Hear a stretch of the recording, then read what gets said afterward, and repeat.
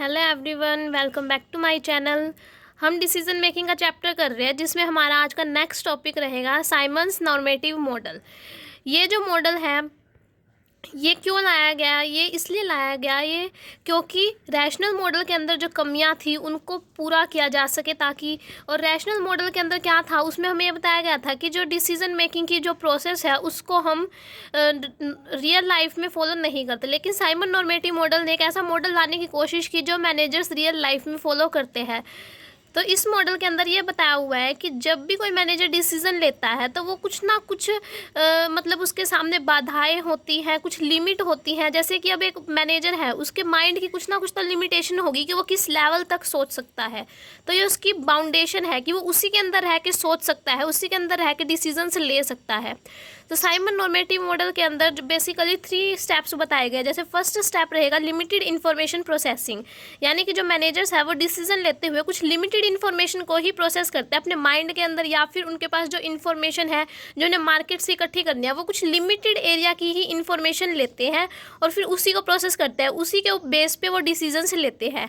Second step है use of rule of thumb और shortcut, यानी कि वो डिसीजन लेने के लिए शॉर्टकट का यूज़ करते हैं, यानी कि रूल ऑफ थंब का यूज़ करते हैं। इसके अंदर क्या होता है कि वो पूरे डाटा को, एक एक डाटा जो है हर एक घर के डाटा को उठा के उसको एनालाइज नहीं करते। इसके अंदर वो क्या करते हैं, अपने पास्ट एक्सपीरियंस के बेस पे डिसीजंस लेते हैं, यानी कि उनका जो एक्सपीरियंस है उसके बेस पे वो लेते हैं। जैसे कि उन्होंने ये देखा कि हमारी ऑर्गेनाइजेशन के अंदर कोई ऐसा मेंबर था जिसने किसी पर्टिकुलर यूनिवर्सिटी से डिग्री ली, फिर उसके बेस पे वो यहाँ पे अच्छा वर्क कर रहा था।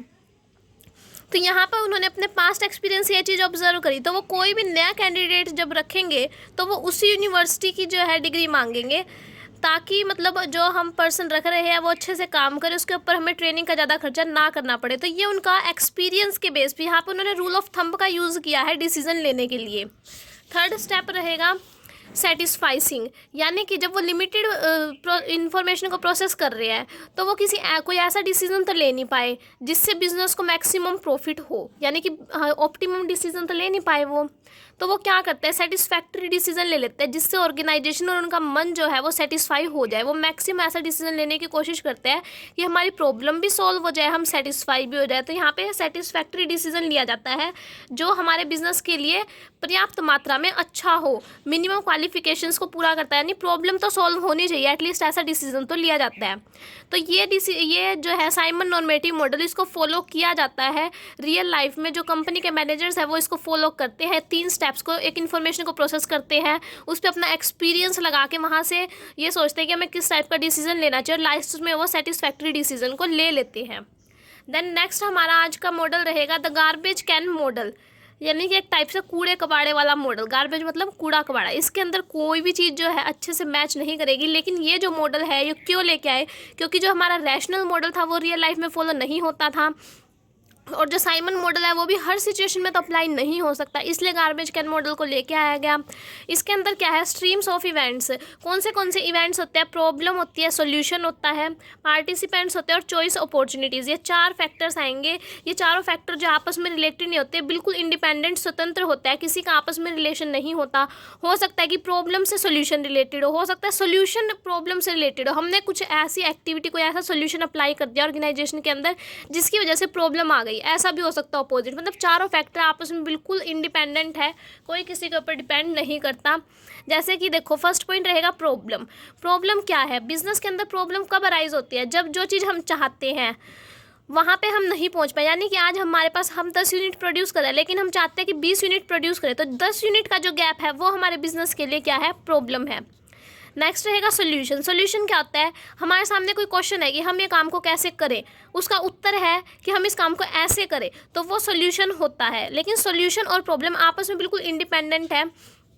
नेक्स्ट रहेगा पार्टिसिपेंट्स। पार्टिसिपेंट कौन होते हैं, ऑर्गेनाइजेशन के मेंबर्स होते हैं जो उसके अंदर वर्क कर रहे हैं। हर मेंबर को अपने लेवल का, उनकी अथॉरिटी के हिसाब से उनके पास राइट्स होते हैं कि वो कितना डिसीजन मेकिंग प्रोसेस के अंदर पार्टिसिपेट कर सकते हैं। चॉइस अपॉर्चुनिटीज़, यानी हमारे सामने डिफरेंट अपॉर्चुनिटीज़ आती है, अवसर आते हैं, मौके मिलते हैं हमें कि हम डिसीजन ले जिससे हमारे बिजनेस को ज़्यादा से ज़्यादा फ़ायदा हो। वो हमारे ऊपर डिपेंड करता है कि हम डिसीजन किस टाइम लेते हैं, कितना अच्छा डिसीजन लेता है, लेकिन अपॉर्चुनिटीज़ हमें मिलती है। तो ये चारों फैक्टर्स जो है बिल्कुल डिफरेंट है। अब हम देखते हैं कि इंटरेक्शन कैसे करना है। अब चारों फैक्टर बिल्कुल अलग है, इन चारों के बीच में हम इंटरेक्शन कैसे बिठाएं। देखो, हो सकता है कि हमारे बिजनेस के अंदर कोई प्रॉब्लम आ गई, तो सोल्यूशन उसके लिए हम ढूंढ सकते हैं। हो सकता है कि हमने कोई सोल्यूशन, कोई ऐसी एक्टिविटी कर दी जिससे बिजनेस के अंदर प्रॉब्लम आ गई। हो सकता है कि मार्केट की सिचुएशंस के अकॉर्डिंग हमारे सामने कोई अपॉर्चुनिटी आ गई, तो हम डिसीजन वहाँ पे लेंगे जहाँ पे चारों पॉइंट आपस में कट करते होंगे। जैसे कि अभी डायग्राम है, इसके अंदर दिया हुआ है हमारे सामने कि ये जो है प्रॉब्लम है, इसके बाद सोल्यूशन। यहाँ से देखो, प्रॉब्लम जो डार्क लाइंस है, ये जो डार्क लाइंस है ये प्रॉब्लम है, जो कटेड लाइंस है ये सोल्यूशन है, जो कटी हुई लाइनें हैं ये सोल्यूशन है। उसके बाद पार्टिसिपेंट, ये जो सीधी सीधी लाइन है पार्टिसिपेंट है। चॉइस अपॉर्चुनिटीज़ डार्क कटेड लाइन, ये वाली जो लाइंस है ये क्या है, चॉइस अपॉर्चुनिटीज़। तो ये चारों पॉइंट जहाँ पे मिल रहे हैं, यहाँ पे ये जो है मिक्सअप सा, ये चारों पॉइंट मिल रहे हैं। ए पॉइंट नाम दे दिया इसको। तो जहाँ पे चारों पॉइंट मिल रहे हैं वहाँ पे इनकी इंटरेक्शन हो रही है, जहाँ पे हमारे सामने प्रॉब्लम आई उसका सोल्यूशन भी है। सोल्यूशन किसने ढूंढा, पार्टिसिपेंट्स ने ढूंढा। और हमारे सामने अपॉर्चुनिटी भी है कि हम सोल्यूशन को चूज़ कर सकते हैं। जहाँ पे चारों सिचुएशन मैच होंगी वहाँ पे क्या होगा, इनका इंटरेक्शन होगा। देन मैनेजरियल इम्प्लीकेशंस, यानी मैनेजर कहाँ पे इस मॉडल को यूज़ करते हैं। फर्स्टली तो ये उस डिसीजन को वहाँ पे यूज़ करता है जहाँ पे हमें फ्यूचर के बारे में सोचने की ज़रूरत है, हमारे सामने अपॉर्चुनिटी है कि हम डिसीजन ले सकते हैं, वहाँ पे इस मॉडल को यूज़ करेंगे। देन सेकेंडली पॉलिटिकल मोटिव्स के लिए, यानी राजनीतिक अगर हमारा कोई मोटिव है, हमें उसे पूरा करना है राजनीति के हिसाब से, वहाँ पे हम इसको यूज़ करेंगे। यानी कि जहाँ पे हमें अपना स्टेटस इंक्रीज़ करना है, हमारा ऑर्गेनाइजेशन का आज जो स्टेटस है राजनीतिक नेताओं के मन में, उसको इंक्रीज़ करना है, वहाँ पे हम इसको यूज़ करेंगे मॉडल को। नेक्स्ट रहेगा कि जहाँ पे प्रॉब्लम ऐसी है जिसको सॉल्व करना आसान नहीं है, वहाँ पे हम इसको यूज़ करेंगे, क्योंकि मतलब प्रॉब्लम ज़्यादा कंफ्यूजिंग है और ये मॉडल भी थोड़ा ऐसा ही इसी टाइप का है।